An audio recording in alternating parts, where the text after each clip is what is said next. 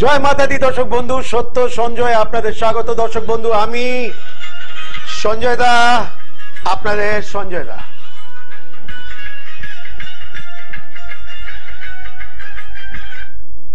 আপনাদের সঞ্জয় দা। তো হ্যাঁ দর্শক বন্ধু, আজকের অনুষ্ঠান আরম্ভ অবশ্যই হবে এবং একটা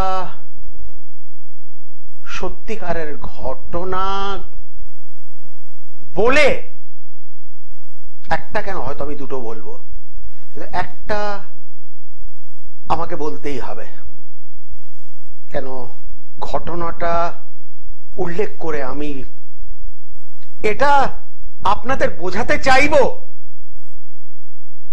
যে কিভাবে মানুষ মানুষের ক্ষতি করে। এক, কিভাবে একটা মানুষ কুদৃষ্টির শিকার হয়। দুই, কিভাবে সে নজর দোষের শিকার হয়। তিন,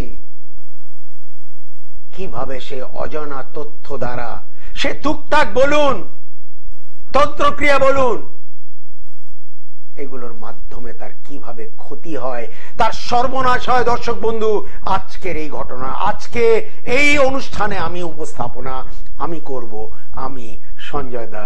জয় মাতা দি।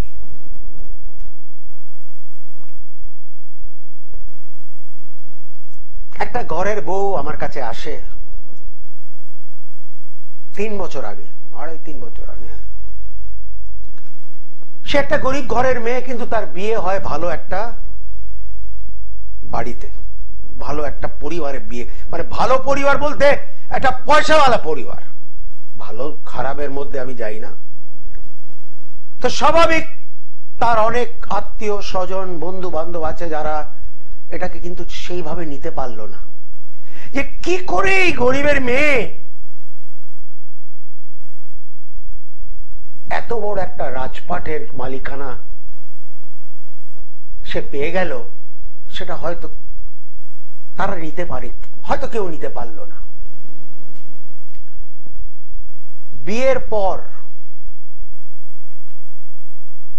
মানে সে আমার কাছে এসছে 2-2.5 বছর আগে, এখন তো রেগুলার আসে, প্রত্যেক অমাবস্যা পূর্ণিমাতে আমার কাছে আসে।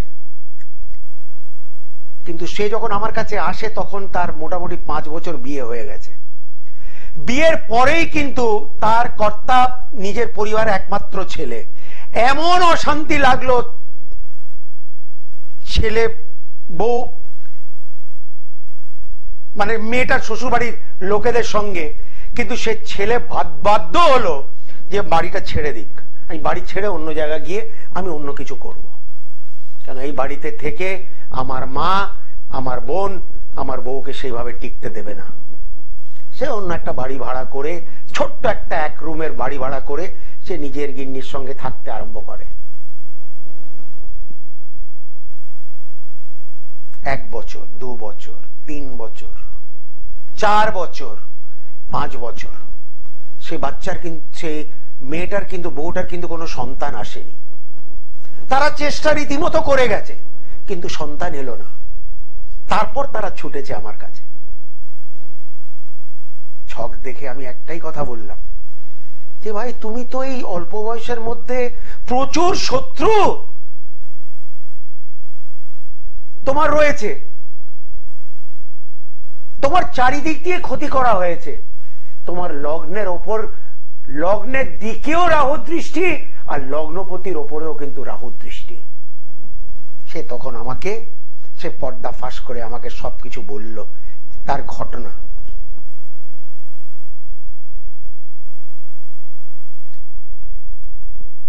বলছে দাদা আমি কি বলবো, আমি সমাজে মুখ দেখাতে পারছি না, ডাক্তারদের কাছে ছুটছি, কিন্তু ডাক্তারবাবু বলছে সব ঠিকই আছে, সব টেস্ট রিপোর্ট আমার ঠিক আছে ডাক্তারবাবু, অথচ আমি মা এখনো হতে পারলাম না। যাই হোক, মাতাজির কৃপায় আমি মাতাজির কাছে ভিক্ষা চাইলাম তার তরফ থেকে, যে ভাই অন্তত কিছু না হলে অন্তত একটা সন্তান তো দরকার। প্রতিকার করার 6 মাস পর সে কনসিভ করে এবং মাতাজির আশীর্বাদে তার একটা পুত্র সন্তান হয়। আমার প্রতি তার বিশ্বাস বেড়ে যায় অবশ্যই। এবং সে বলছে সঞ্জয় দা, আমি আপনাকে ছোটবেলা থেকে দেখে এসেছি টিভিতে, কিন্তু আমি ঠিক পৌঁছতে পারিনি আপনার কাছে। সঞ্জয় দা, এই বাড়িতে আমরা থাকতে পারছি না, একদিকে জল পড়ছে, মানে বেরোতেও পাচ্ছি না, আবার থাকতেও পাচ্ছি না। একটা যদি ছোট্ট একটা বাড়ির ব্যবস্থা যদি করে দেন আপনি। আচ্ছা, আমি তো করবো না, আমি প্রতিকার করতে পারি, আমি পথ দেখাতে পারি। এই বছরে পয়লা বৈশাখে তারা নিজস্ব একটা 1 BHK, একটা ডাইনিং, একটা বেডরুম, তারা একটা ফ্ল্যাটে ঢুকেছে, স্বামী স্ত্রী বাচ্চা।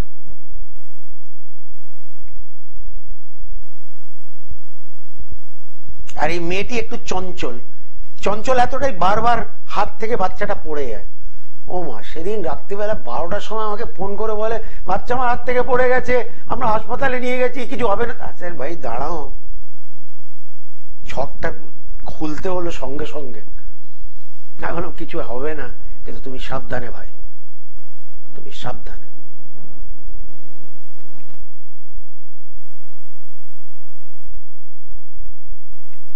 কিভাবে নজর দোষের শিকার ঘরের বউ,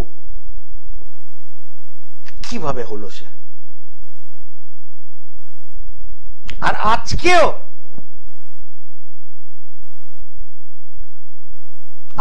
তাকে সহ্য করতে পারছে না তার শ্বশুরবাড়ির লোকেরা, আজকেও। আমি বললাম, তুমি চুপ, তোমার সামনে এলে তুমি তাদেরকে যে সম্মান তোমাকে সেটা দেওয়ার দরকার একটা ঘরের বউ হিসেবে, তুমি দেবে সেটা। তুমি তোমার পরিচয়টা নষ্ট করবে না, তুমি মনের মধ্যে কোনো বদলার ভাব রাখবে না। আমি তোমাকে প্রোটেকশন দিয়ে দিয়েছি, বাস, আর কিচ্ছু দরকার নেই।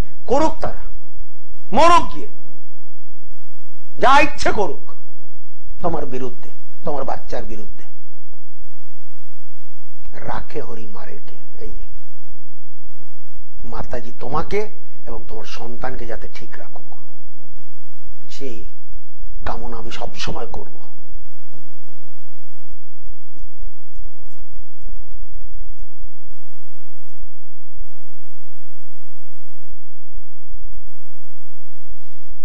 একটা সুন্দর পরিবারের ওপরে কি করে যে কুদৃষ্টি পড়তে পারে। স্বামী স্ত্রীর একমাত্র সন্তান, ছেলে মা ছাড়া আর কিছু বোঝে না। হঠাৎ করে তার কোন একটা মেয়ের সঙ্গে পরিচয় হয় এবং তার বিয়ে হয়ে যায়। মা বাবার সেই জাতীয় মত ছিল না।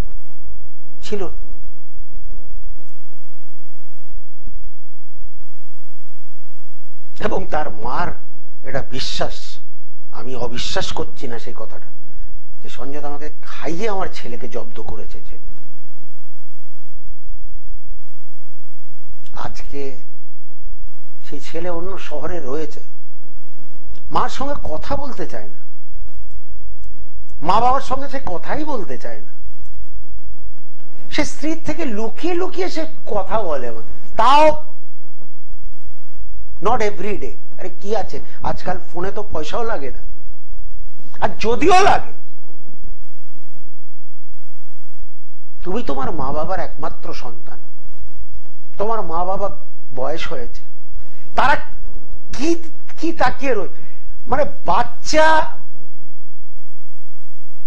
বাচ্চা হয়েছে, এখনো বাচ্চার মুখ দেখতে দেয়নি। মানে দেখুন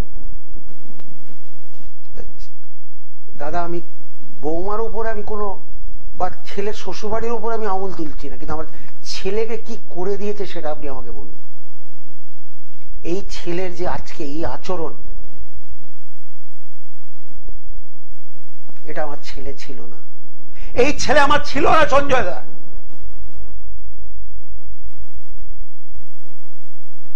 কিভাবে মানুষের মনটা ঘুরিয়ে দেয়।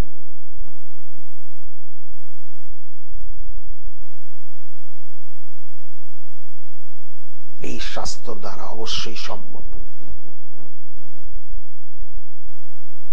যারা সেই জাতীয় কাজ করে আমার কাছে এলে আমি একটাই কথা বলি, না ভাই দেখুন, আমি দুনিয়ার মুখ বন্ধ করতে পারবো না, সবার মুখে আমি তালা দিতে পারবো না, কিন্তু আপনার উপরে যাতে কোনো দিক দিয়ে কোনো অসুবিধে বা বিপদ যাতে না আসে, সেই ছাতা আমি আপনাকে প্রদান করতে পারি। আমি বলি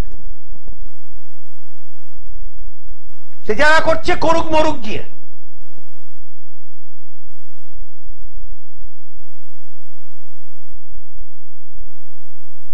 সবাই সবার বিরুদ্ধে টুকটাক করলে কিন্তু টুকটাক হয় না। লোকেরা রীতিমতো সেই জাতীয় লোক নিজের প্রোটেকশন করে রাখে, সবাই, সে যতই নামি দামি লোক হোক।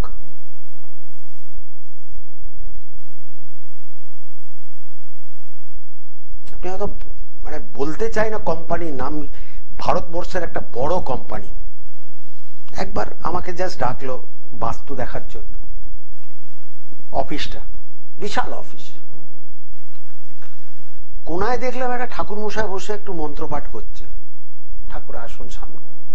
তা আমি যে জিজ্ঞাসা করলাম, স্যার ইনি মানে আপনি কি কোনো পুজো করাচ্ছেন?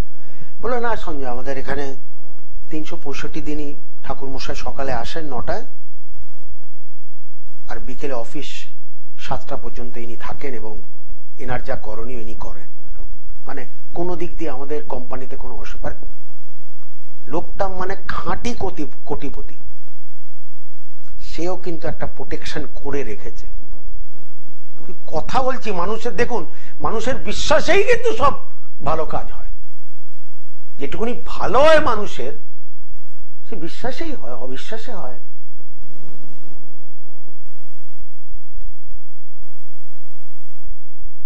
আমাকে কেউ যদি বলে, আমি এখনই বলে দিচ্ছি, আমার বলতে কোনো লজ্জা নেই। কেউ বলে সঞ্জয় আপনার কাছে এসে কাজ হবে? আচ্ছা আপনি একটা কাজ করুন, যেখানে আপনাদের কাজ হবে সেখানে চলে যান। আমার কাছে আসার আগেই যদি আপনি একটা অবিশ্বাসের একটা কথা আমার কাছে আপনি উল্লেখ করেন, তাহলে আপনার আমার কাছে আসার কোনো অধিকার নেই। তার মানে আপনি ডাউট করছেন। আরে বিশ্বাসে মিলে বস্তু তর্কে বহুদূর। যেখানে তর্ক সেখানে কোনো কাজ নেই, সেখানে ভগবান ও পাথর। কিসের মাতাজি তাহলে? যদি মনের মধ্যে ভক্তি যদি না থাকে, বিশ্বাসী যদি না থাকে, আস্থাই যদি না থাকে, তাহলে কিসের ভগবান ভাই? আমরা তো ভাই মানি, মেনে এসছি, মানি এবং মানব। যতই বিপদ আপদ হোক, জয় মাতাজি করে এসছি, করি, এবং জয় মাতাজি করেই মরবো। জয় মাতাজি, বাস।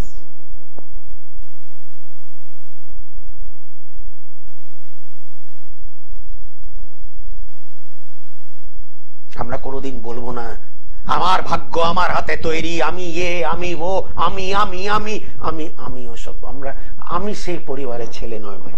আমি অত্যন্ত ধার্মিক ঘরের ছেলে। মানে আপনারা হয়তো শুনে হাসি পাবেন যে আমাদের জোর করে মন্দিরে ডেলি দাঁড়াতে পুজো করতে হতো, জোর করে। তখন ছোট বাচ্চা ছিলাম, ইচ্ছে নাও করতে পারে। হ্যাঁ এটা কি মা, সবসময় আপনি বলেন দাঁড়িয়ে থাকো, মা বাবাকে বলতাম, কিন্তু দাঁড়াতে হতো, আরতি করতে হতো ডেলি।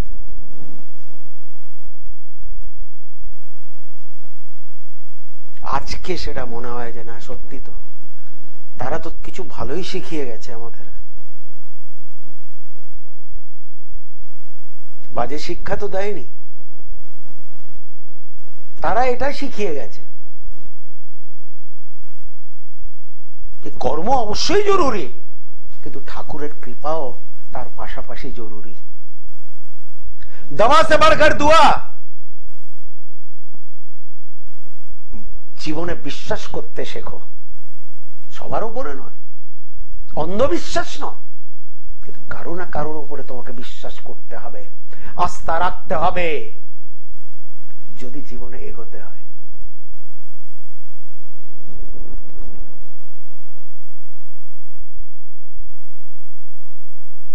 রিসেন্ট একটা বড় লোকের একটা ছেলের যে বিয়ে হলো, আমরা ভিডিওতে সারাদিন দেখলাম, কোটি কোটি টাকা খরচা করে।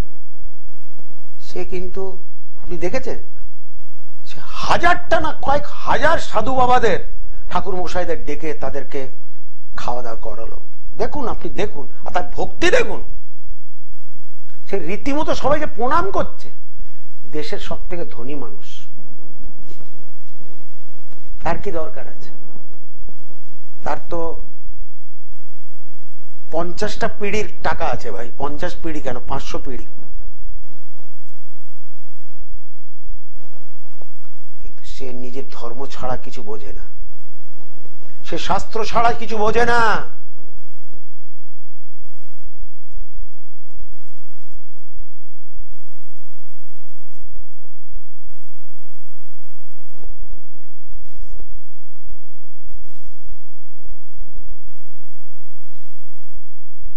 আরে ভাই,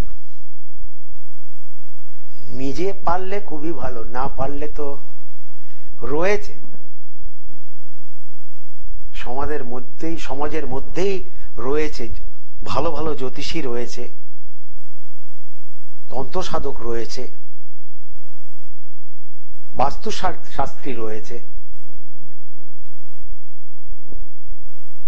নিজে না পারলে তাদের পরামর্শ নিন।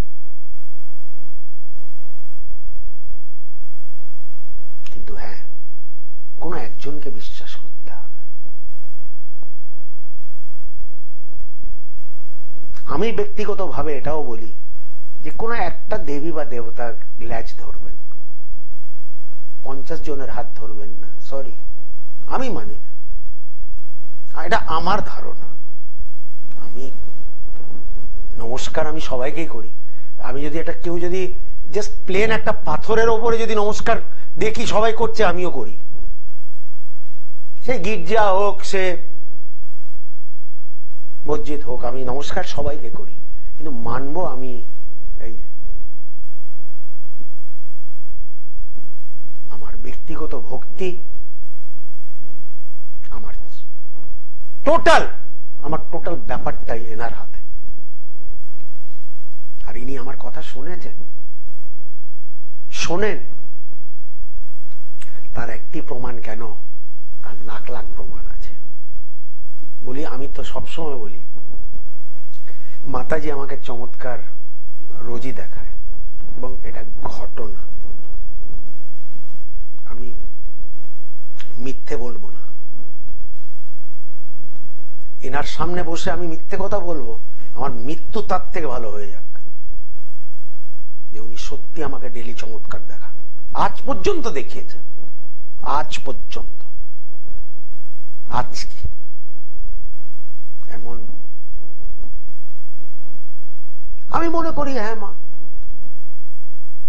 হয়তো এতটাই তোমাকে বিশ্বাস আমি করি, কিন্তু আগে তো এই বিশ্বাসটা আপনাকে আনাতে হবে না।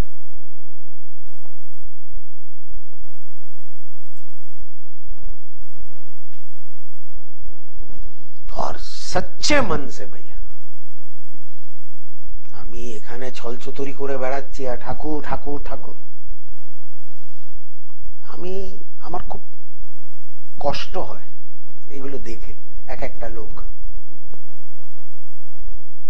তারা কি সব যে করে বেড়াচ্ছে সেটাও আমি জানি, কিন্তু ঠাকুরের সামনে এসে তারা এমন বিহেভ করে যে ওরে বাপ, তাদের থেকে আর আরে ভাই, আরে তুমি যেটা ভগবানের পিঠ পেছনে করছো সেটাও তো ভগবান দেখছে রে বাবা।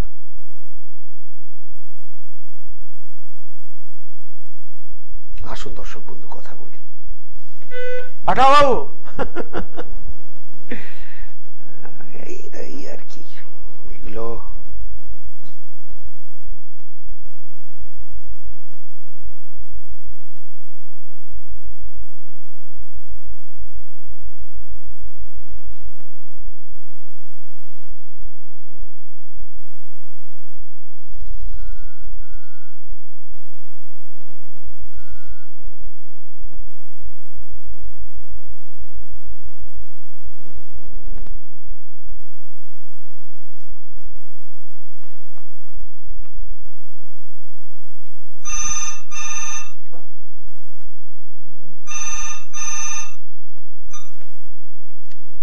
জয় মাতা দি।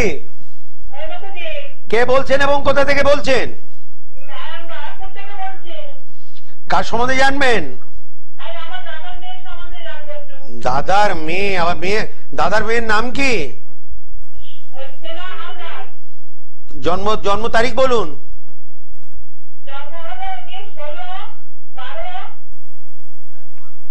হুম, 16/12। হ্যাঁ, আচ্ছা, সময় বলুন, জন্ম সময় বলুন।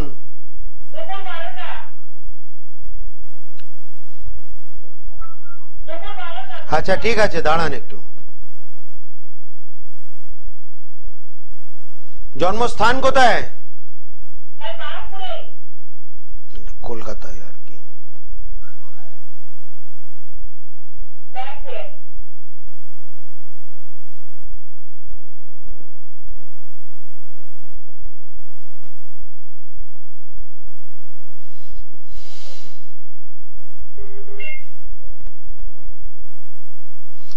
মীন লগ্ন মেয়ের এবং সিংহ রাশি।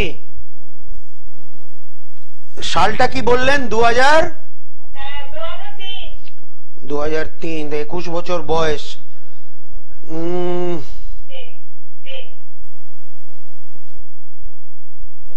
বর্তমানে লেখাপড়া চলছে, তাই তো? বেসিক এডুকেশন মেয়ে কমপ্লিট করবে, এরপরে উচ্চ শিক্ষিত হবে। হবে মেয়ে ভালো। আমি আশা করিও নিজের পায়ে দাঁড়াবে, 100% দাঁড়াবে, এবং সে চাইছেও। আর কিছু? ভবিষ্যৎ নিয়ে তো বিশাল ব্যাপার। আমি তো বলেই দিলাম, লেখাপড়া, উচ্চ শিক্ষিত হবে এবং নিজের পায়ে দাঁড়াবে, এটাই তো ভবিষ্যৎ। ঠিক আছে? হ্যাঁ, ভবিষ্যৎ আমি বসে এখানে মানে বছরের পর বছর বলবো। বলে দিলাম, মেয়েটা লেখাপড়া কমপ্লিট করবে, উচ্চ শিক্ষিত হবে এবং নিজের পায়ে দাঁড়াবে, হয়ে গেল। জয় মাতা দি। কে বলছেন এবং কোথা থেকে বলছেন? কার সম্বন্ধে জানবেন? বড় মেয়ের নাম কি? তিথি, জন্ম তারিখ বলুন।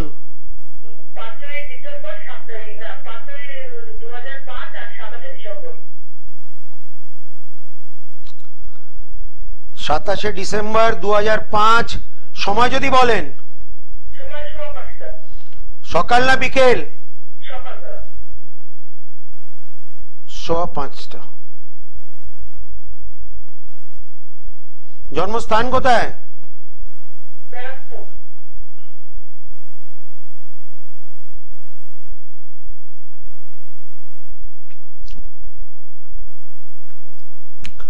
বৃশ্চিক লগ্ন তুলা রাশি। বৃশ্চিক লগ্ন তুলা রাশি।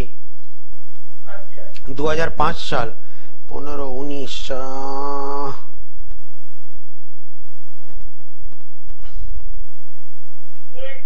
এক মিনিট।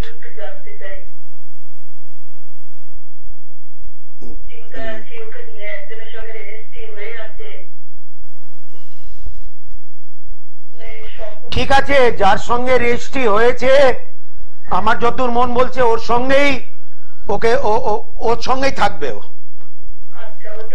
ওর বিয়ে কোনোদিনই ভাঙবে না, জীবনে ভাঙবে না কোনোদিন।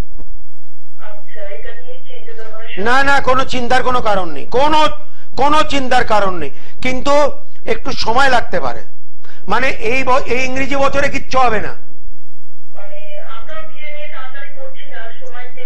আপনি দাঁড়ান একটু, 2025 আশা করি হয়ে যাবে। 25-26 ও সংসার আরম্ভ করতে বাধ্য। একদম নিশ্চিন্ত থাকুন, জামাইবাবু ভালো পেয়েছেন।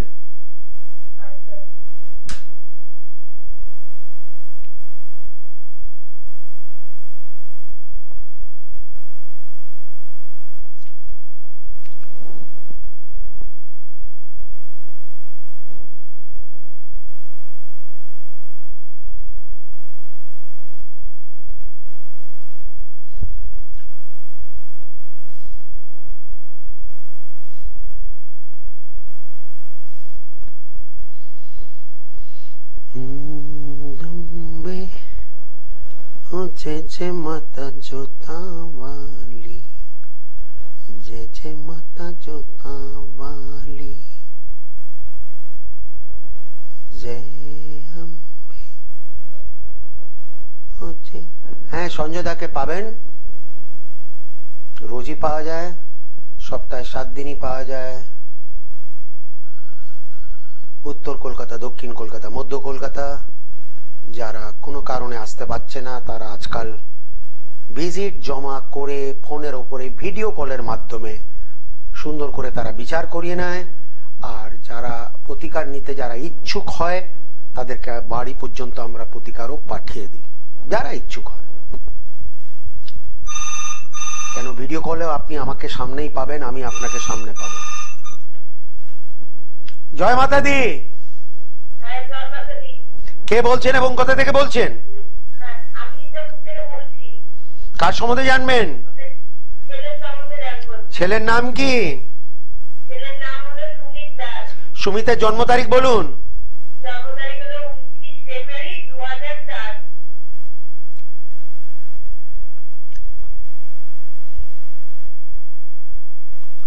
29 ফেব্রুয়ারি 2004। সময় বলুন।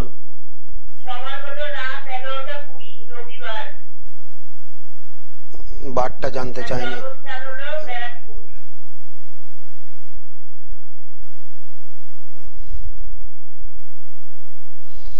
বৃশ্চিক লগ্ন মিথুন রাশি, বৃশ্চিক লগ্ন মিথুন রাশি।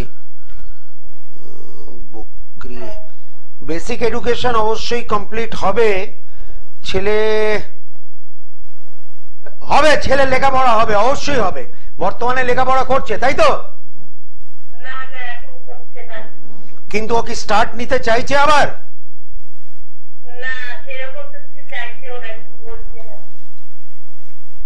বিদ্যার যোগ তো দেখছি দিদি, এমন নয় যে আপনার ছেলে বোকা। তাহলে তো বর্তমানেও সেরকম কিছুই করতে পারছে না। বর্তমানে পাচ্ছে কি? তাই কিছু করছে না, তার লেখাপড়া করুক, যেটাও করতে পারে সেটা করা উচিত। তাহলে এখন বসে থাকতে হবে, এখন কিন্তু তাহলে বসে থাকতে হবে দিদি। বা কোনো কিছু শিখুক, কোনো কিছু লাইনে গিয়ে কিছু শিখতেও তো পারে। ছেলে চাইছেটা কি?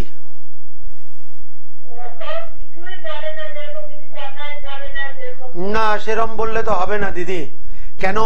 ছেলে যেটা করতে চায় সেই, ওকে কিছু বললে তাহলে সেটা যদি ওকে অপছন্দ হয় তখন কি করবেন আপনি? আগে তাহলে ছেলেকে আপনাকে মানসিক দিক দিয়ে ছেলেকে মানসিক দিক দিয়ে তৈরি করতে হবে আগে।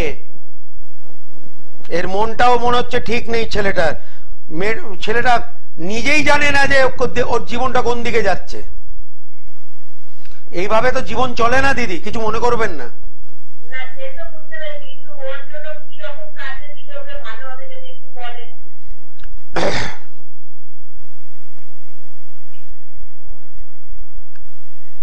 একটু মানে একটু কড়া কাজ করতে পারবে, যেরকম গাড়ির কাজ, মানে কোন মানে লোহা লক্করকে নিয়ে কোনো কাজ করতে পারবে? মানে লোহা লক্কর আর কি, গাড়ির কাজ, স্কুটারের কাজ, সাইকেলের কাজ, অটোর কাজ, সেরকম কিছু শিখতে হবে ওকে। আমি তো জানি না, আমি এই কথাটা জানি না। এবার আপনি বলছেন আপনি গ্যারেজে দিয়েছিলেন, আপনি ওখানে ওকে বলুন, জোর করে বলুন থাকতে।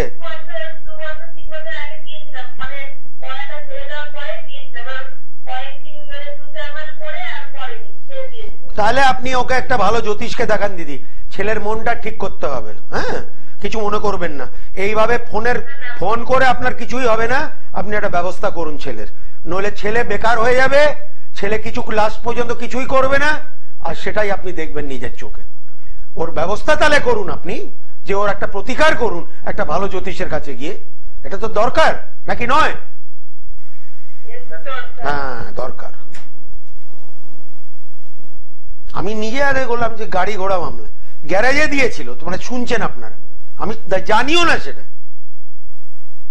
সে এখানে থেকে 2-3 মারে, তার মানে তার মাথায় গন্ডগোল আছে। তা মাথা আগে ঠিক করতে হবে তো। তার চন্দ্র ডিস্টার্ব। জয় মাতা দি। হ্যাঁ, আচ্ছা, কার সম্বন্ধে জানবেন? ছেলের নাম কি? জন্ম তারিখ বলুন ছেলের। 1 মিনিট, সময় যদি বলেন।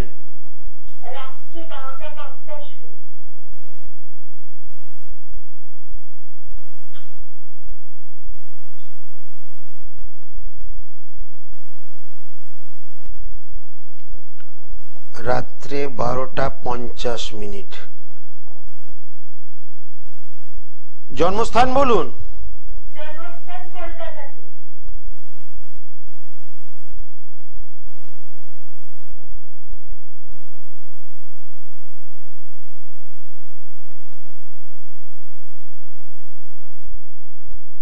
দু 2006 সাল তো?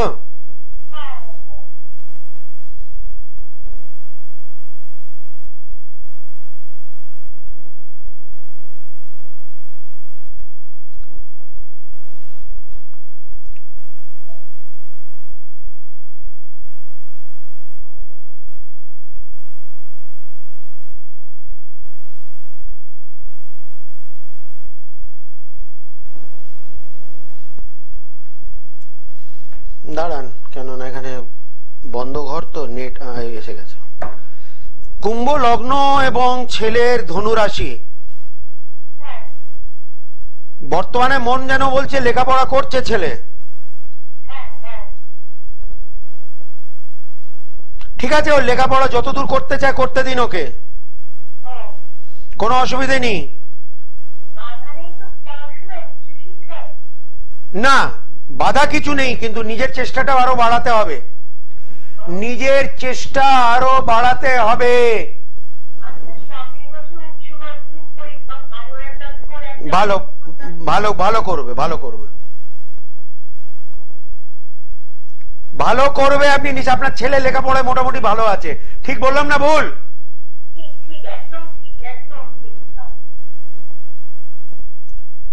আর এই ছেলের কোনো ছোট ভাই নেই? আমার মনে হচ্ছে এর ছোট কোনো ভাই নেই, ঠিক বললাম তো?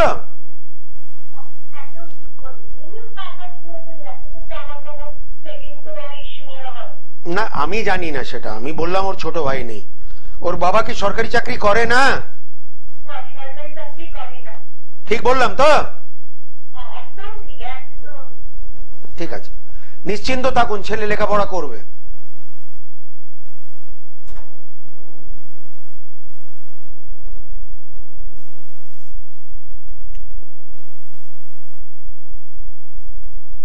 সময় একটা যোগ থাকে। আরে ভাই, কিন্তু দরজা খটখট করছে, তোমাকে উঠে তো খুলতে হবে দরজাটা, সেটা তো তোমাকে করতে হবে, কিন্তু বসে থাকতে পারো না।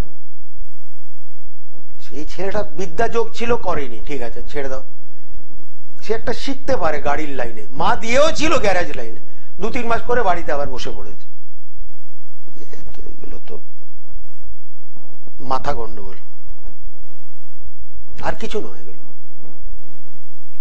সবাই ডাক্তার ইঞ্জিনিয়ার হতে পারে না, কোনো ব্যাপার নয়। তার মানে নয় যে সে জীবনে দাঁড়াতে পারে না, তার মানে নয়। আপনি হয়তো হয়রান হবে। আমি উচ্চ শিক্ষা করিনি, আমার বলতে কোনো লজ্জা নেই। আমার বাবা ছোটবেলায় মারা যায়,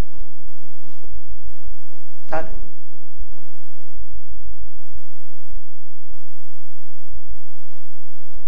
ঠিক আছে, আর ফোন পাঠাবে না। সবাইকে বলে দিই, সঞ্জয় দাকে পেতে হলে উত্তর কলকাতা, দক্ষিণ কলকাতা, মধ্য কলকাতা। উত্তর কলকাতায় দমদম স্টেশনের কাছে, খুবই কাছে, জংশনের কাছে চেম্বার।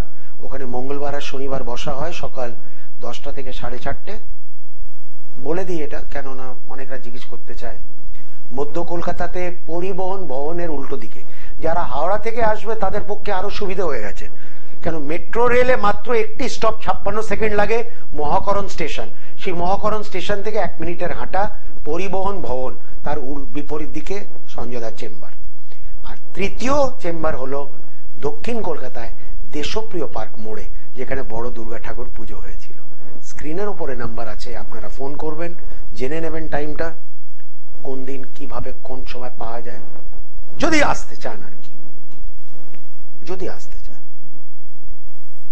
অনেকরা আবার এটাও বলে যে সঞ্জয় দা আপনি এত পুরনো কম ভিজিট রেখেছেন কেন, অনেকরাই জিজ্ঞেস করে। তা আমি একটাই কথা বলি যে আমার কাছে যাতে সবাই আসতে পারে, বাস, আর আমার কিছু নেই। আর আমি 200-500 টাকা ভিজিট বাড়িয়ে বাকি, আমি তো আলাদা কিছু খাবো না। যাই হোক, আজকের অনুষ্ঠানটা শেষ। তো জয় অম্বে, ও জয় জয় মাতা জোতাওয়ালি, जय जय माता जोता वाली, जय अम्बे, ओ जय जय माता जोता वाली, जय जय माता जोता वाली, जय माता।